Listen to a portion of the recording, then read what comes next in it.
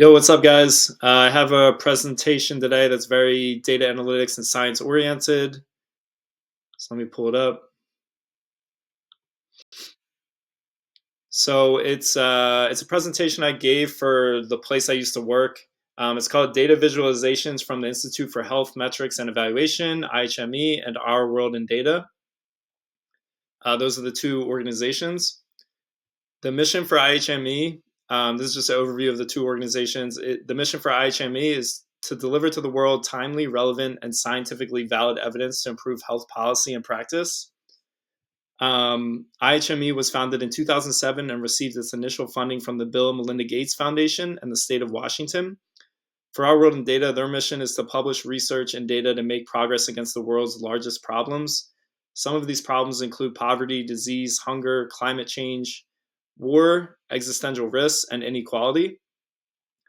The work Our World in Data does is done by researchers at the University of Oxford and by a nonprofit organization named Global Change Data Lab. So this is the first chart looking at life expectancy. For when you're online looking at the graph and you hover over a certain point, it'll give you the data associated with that point. So as you can see, there's the world there, and then there's a couple other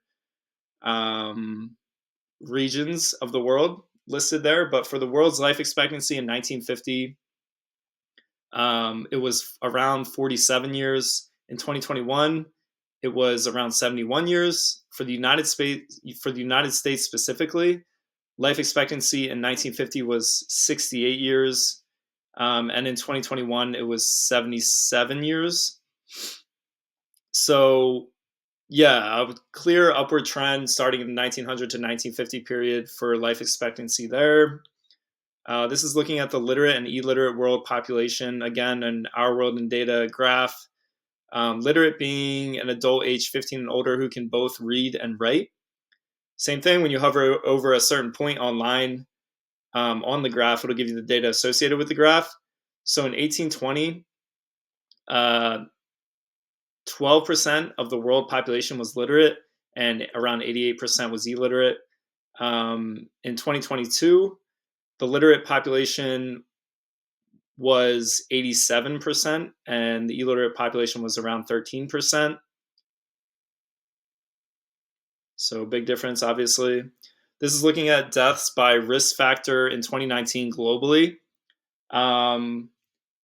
So some of the risk factors, or three risk factors that are high on the list, meaning they contribute to a lot of deaths globally in 2019, include high blood pressure, high blood sugar or blood glucose levels, high cholesterol.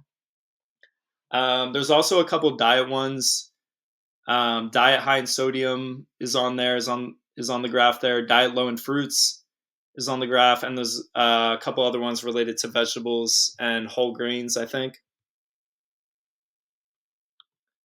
This is child mortality rate from 1751 to 2021.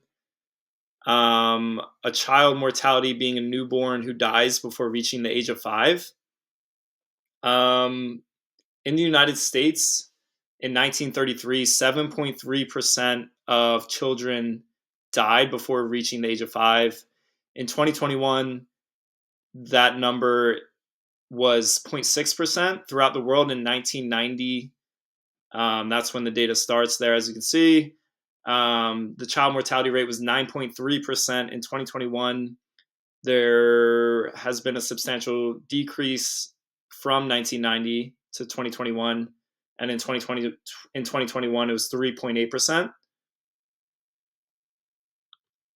So this is looking at just global health overall and who funds it and how they fund it. So I'm going to pull up the website here, and this website is from IHME, is not from Our World in Data. So this is the chart here. It's a flow, some type of flow chart. It's very elaborate.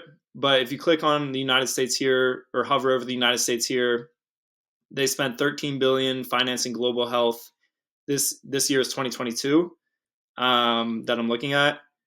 and their largest they spent the largest amount of money on HIV and AIDS in 2022, being they spent around 7 billion on that cause. And then looking at private philanthropy, being NGOs and foundations, NGOs being non-governmental organizations, they spent 11.3 billion financing global health. Looking at the Gates Foundation, they spent $3.44 billion in 2022 financing global health. And if you click on it, it gives you a more in-depth look of where they spent the money. And the Gates Foundation spent the most on child health causes, and they spent $844 million on child health causes.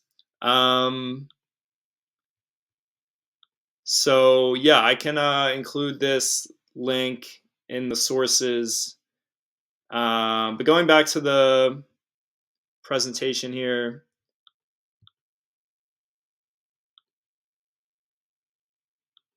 let me get to the slide I was at.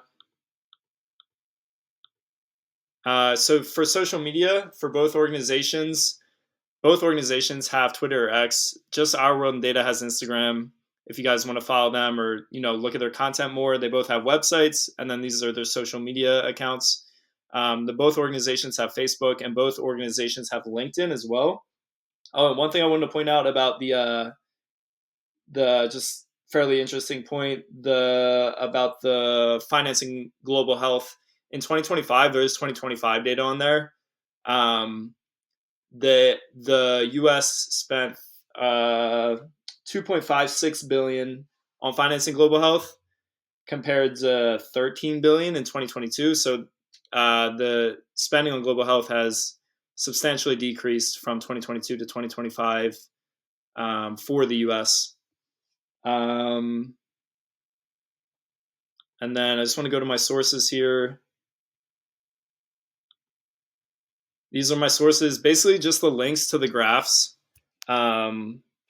These are basically just the links to all the graphs gone over in this presentation. All Our World in Data website, they're all on the Our World in Data website.